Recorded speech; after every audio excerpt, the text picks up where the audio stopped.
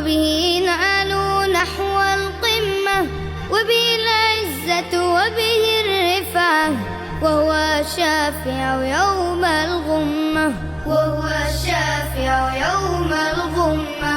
القرآن به الإجلال، نور الصدر شفاء البال، قوت الروح أنيس الحال، وبه يتربى الأجيال، وبه يتربى الأجيال. Değerli hocalarım, kıymetli misafirler, sevgili öğrenciler, Darül İman Akademisi ve Yusuf Has Hacip Vakfı'nın düzenleye geldiği 4. Kur'an-ı Kerim ve Hadis-i Şerif ezberleme yarışması final turuna hepiniz hoş geldiniz, sefalar getirdiniz. Allah'ın selamı üzerinize olsun. Şüphesiz izzet ve şan Allah'ın kelamına ve Peygamber Efendimiz sallallahu aleyhi ve sellemin sünnetine sımsıkı sarılanlar üzerinedir ki Peygamber sallallahu aleyhi ve sellemin şu hadis-i şerifini hatırlayalım. Size iki şey bırakıyorum. Onlara sıkıca sarıldıkça şaşırmazsınız. Onlar Allah'ın kitabı, Kur'an-ı Kerim ve Peygamberin sünnetidir. Geçtiğimiz günlerde eleme turu yapılan yarışmamızda bizlere iştirak eden 103 katılımcıdan 32'si yarışmanın final turunda katılmaya hak kazanmıştır. Şimdi bu yarışmacılar buradalar. Allah hepsinin yar ve yardımcısı olsun. Esselamu Aleyküm hürmetli ustazlar, aziz mihmanlar, söyümlük oquvchilar.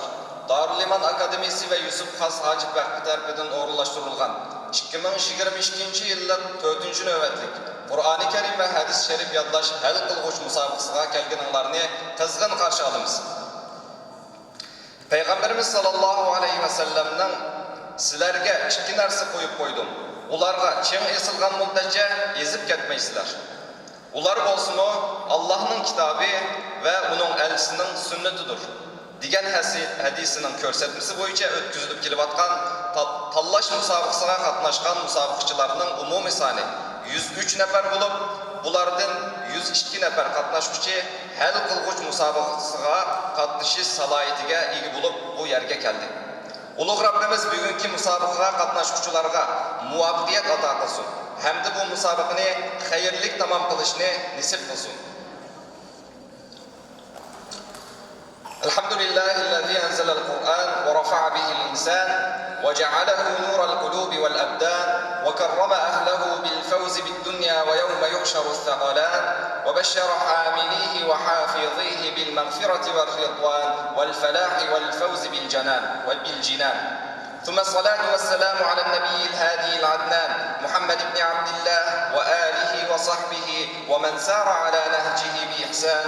وبعد، فقد أرشدنا ربنا سبحانه إلى طرق الخيرات والتنافس في الطاعات، ومن أعظمها الإقبال على القرآن الكريم والسنة النبوية. فقال تعالى: إن الذين يتلون كتاب الله وأقاموا الصلاة وأنفقوا مما رزقناهم سرا وعلانية يرجون تجارة لن تبور ليوفيهم أجورهم ويزيدهم من فضله إنه غفور شكور. صدق الله العظيم. انطلاقا من هذه الرسالة السامية، أقامت أكاديمية دار الإيمان ووقف يوسف حس حاجب مسابقة حفظ القرآن الكريم والسنة النبوية الدورة الرابعة، إيمانا منها بأهمية تنشئة الأجيال على القرآن والسنة، رغم ما يمر به أهلنا الأيغور من تعذيب وتنكيل بل وطمس الهوية الإسلامية التي يخافها أعداؤنا، رغم منع شعائر الدين وقهرنا على ترك الصوم والصلاة ومنعنا من الحج، رغم هدم مساجدنا وحرق المصاحف.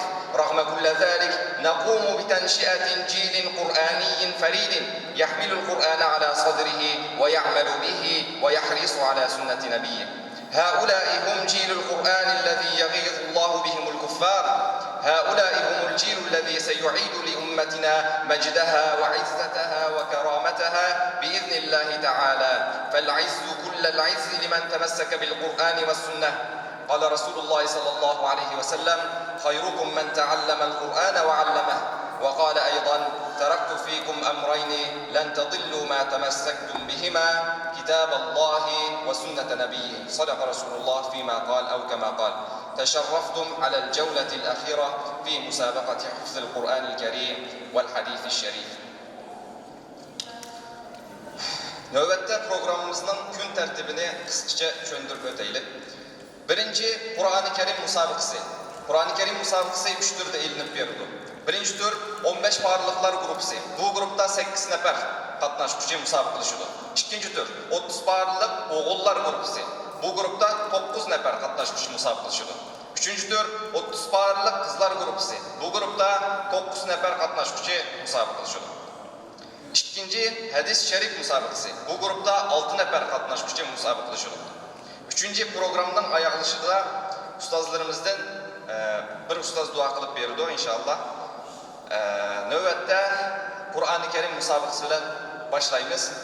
Başlaştığım durun inşallah Kur'an-ı Kerim bahalıqçılar heyetini bir tanıştırıp öteyli. Şam diyarının meşhur Kur'an ustazlarından Şam diyarının meşhur Kur'an-ı Kerim hocalarından Şeyh Muhammed Hişam Taha Sukkar. İkinci 10 yıl kıraatin icazet sahibi ve Zeytinburnu Seyyid Nizam Camii İmam Hatibi. Kurra Hafız ve Zeytinburnu Seyyid Nizam Camii İmam Hatibi muhterem hocamız Celil Özkul.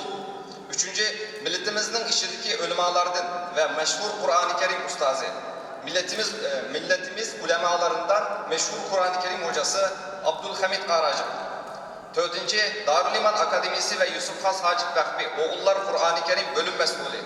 Darüliman Akademisi ve Yusuf Has Hacip Vakfi Erkekler bölümü mesulü Abdülgani Qaracı hocamız bizlerle beraber inşallah yarışmamızı yönetecekler. Növbette okuvuşlarımızı birbirlep çağırırız inşallah. 15 barlık musabıqa katnaşkıcılarını çağırırım. Birinci okuvuşu aile hanimi adımız Muhlise Muhammed. Bismillahirrahmanirrahim. Birinci sual. وَقَالُوا لَنْ يَدْخُلَ الْجَنَّةَ إِلَّا مَنْ كَانَ هُودًا أَوْ نَصَارًا. أعوذ بالله من الشيطان الرجيم. بسم الله الرحمن الرحيم. وقالوا لن يدخل الجنة إلا من كان هودا أو نصارى تلك أمانيهم قل هاتوا برهانكم إن كنتم صادقين بلى من أسلم وجهه لله وهو محسن فله أجره عند ربه ولا خوف عليهم ولا هم يحزنون. وقالت اليهود ليست النصارى على شيء وقالت النصارى ليست اليهود على شيء وهم يتلون الكتاب كذلك قال الذين لا يعلمون مثل قولهم فالله يحكم بينهم يوم القيامة فيما كانوا فيه يختلفون. ومن أظلم ممن منع مساجد الله أن يذكر فيها اسمه وسعى في خرابها أولئك ما كان لهم أن يدخلوها إلا خائفين لهم في الدنيا خزي ولهم في الآخرة عذاب عظيم. Tamam. İkinci sual.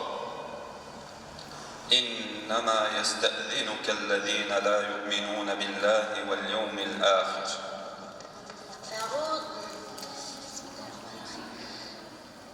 إنما يستأذنك الذين لا يؤمنون بالله واليوم الآخر وارتابت قلوبهم فهم في ريبهم يترددون.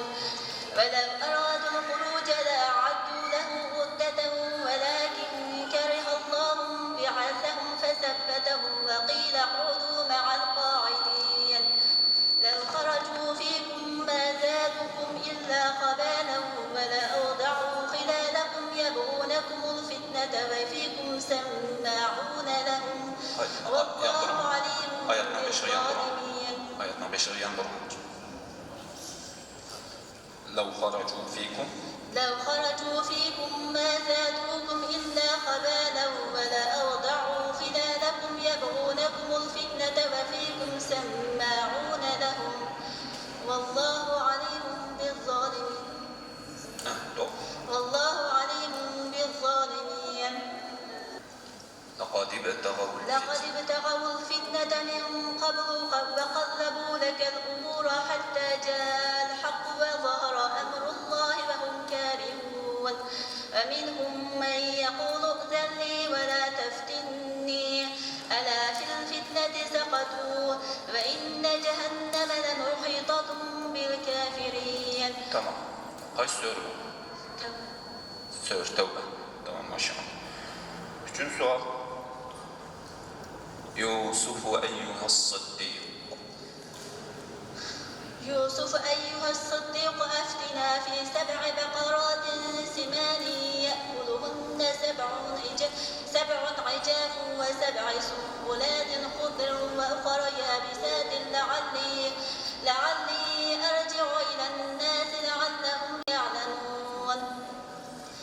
قال تزرعون 7 سنين دأبا فما حصدتم فذروه في سنبله إلا قليلا مما تأكلون ثم يأتي من بعد ذلك 7 شداد يأكلن ما قدمتم لهن إلا قليلا مما تحسنون ثم يأتي من بعد ذلك عام فيه يغاث الناس وفيه يعصرون. Tamam maşallah. Oldu. Tüketim. Allah razı olsun. Musa Kuşçumuzun Allah razı olsun.